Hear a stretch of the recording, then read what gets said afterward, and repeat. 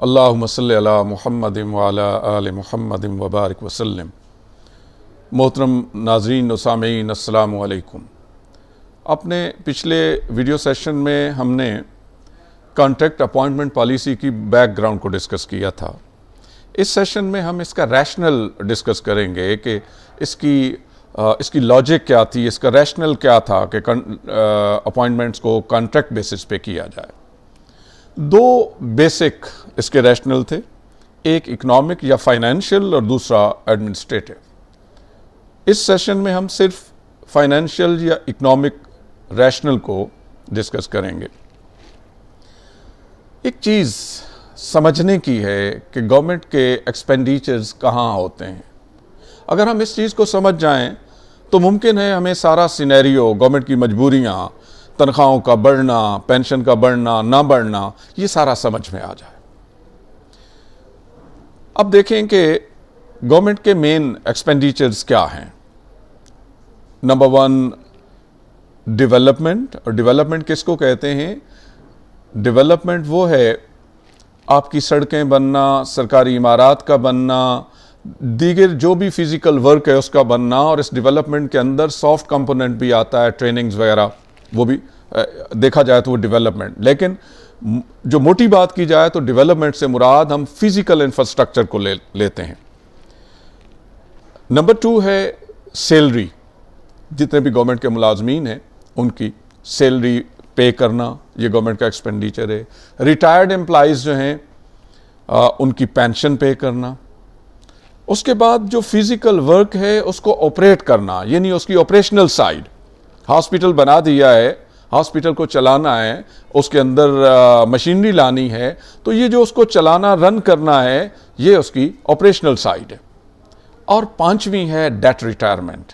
हम चूंकि कर्जे पे बहुत सा सिस्टम लेके चल रहे हैं तो वो कर्जा अदा भी करना होता है, उसकी रिफ्लेक्शन भी ज़रूरी होती है। अब ये 5 कंपोनेंट मेजर कंपोनेंट्स हैं। अब देखिए कि अगर किसी भी चीज़ को बढ़ाना है तो दूसरी चीज़ को कम करना पड़ेगा। मिसाल के तौर पे आज गवर्नमेंट अगर तनख्वाहें बढ़ाती है, पेंशन बढ़ाती है, तो गोया डेवलपमेंट को नीचे जाना होगा। अगर डेवलपमेंट बढ़ाती है तो पेंशन या बाकी दीगर की जो चीज़ें हैं उनको कट करना होगा। गोया जो साइज़ है आपका, साइज़ ऑफ पाई इसको कहते हैं।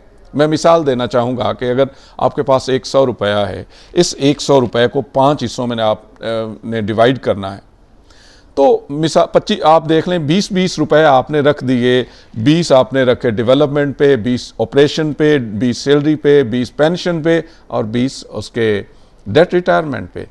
तो अगर अब यहाँ से पे आपने तनख्वाहें बढ़ानी हैं तो है ही आपके पास 100 रुपया, आप कहाँ से ऊपर से पैसे डालेंगे कि आप तनख्वाहें बढ़ा लें? गोया तनख्वाहें बढ़ाते वक्त आपको अपनी डेवलपमेंट साइड, अपनी ऑपरेशनल साइड को कट लगाना होगा। तो ये बहुत देख के लगाना होता है कट, के कितना कट लगाया जा सकता है। जो हम कहते हैं जी कि ये सड़कें टूटी हुई हैं, ये पुलें टूटी हुई हैं, ये डेवलपमेंट का पैसा कम हो रहा होता है, हर साल पेंशन बढ़ रही है और जो आपका डेट बढ़ रहा है, तो डेफिनेटली अफेक्ट किसने होना है? आपकी डेवलपमेंट ने होना है। तो हमें जब भी किसी चीज़ को हम क्रिटिसाइज कर रहे हों तो हम ज़हन में ये ज़रूर रखें कि पैसे ने ऊपर से बारिश की सूरत में नाजिल नहीं होना। पैसे ने, उस 100 रुपए ने इसी तरह डिवाइड होना है। एक चीज़ आप बढ़ाएंगे तो दूसरी को कट लगाएंगे। तो अब हम आते हैं इसके रैशनल की तरफ। कॉन्ट्रैक्ट अपॉइंटमेंट का रैशनल क्या है, गवर्नमेंट रेगुलर से कॉन्ट्रैक्ट मोड में क्यों आई? तो उसकी एक बहुत बड़ी वजह उसकी फाइनेंशियल या इकोनॉमिक रीज़न थी। अब आप देख लें कि हमारा जो डेट है वो कहाँ पे पहुँच गया है, हमारे अपने सोर्सेस ऑफ इनकम क्या हैं, हमारी अपनी एक्सपोर्ट्स क्या हैं, इंपोर्ट्स क्या हैं, और हमारी टैक्स कलेक्शन क्या है।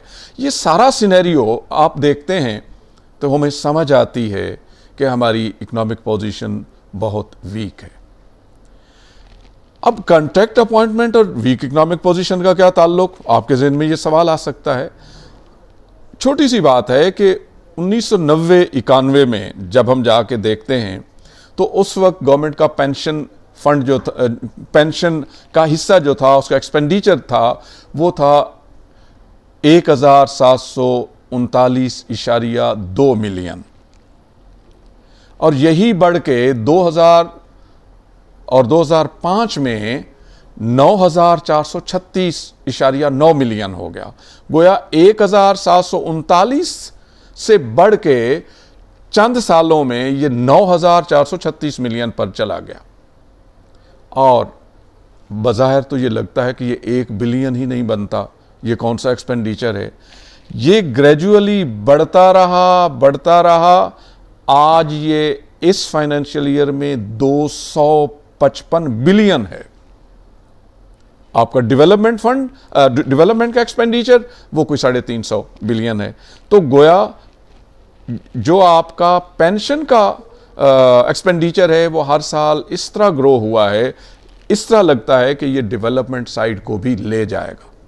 तो इस बढ़ते हुए ट्रेंड को, जो पेंशन के ऊपर था, जो माली इनकम्बरेंस आ रही थी, तो गवर्नमेंट ने ये सोचा कि कॉन्ट्रैक्ट पर अपॉइंटमेंट्स की जाएं, पेंशन ना दी जाए, हाँ उसकी मद में हर बंदे को सैलरी में 30% जो सिक्योरिटी रख दी जाए, वो उसको सेव करके तो रिटायरमेंट के टाइम पे उससे ये काम ले सकता है।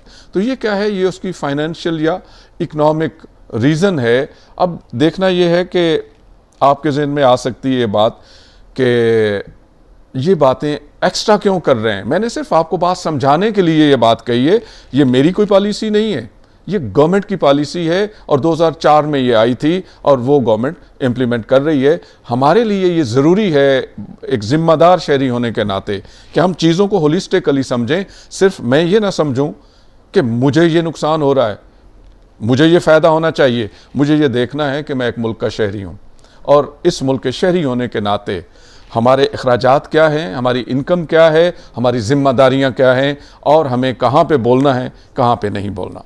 आपका बहुत बहुत शुक्रिया।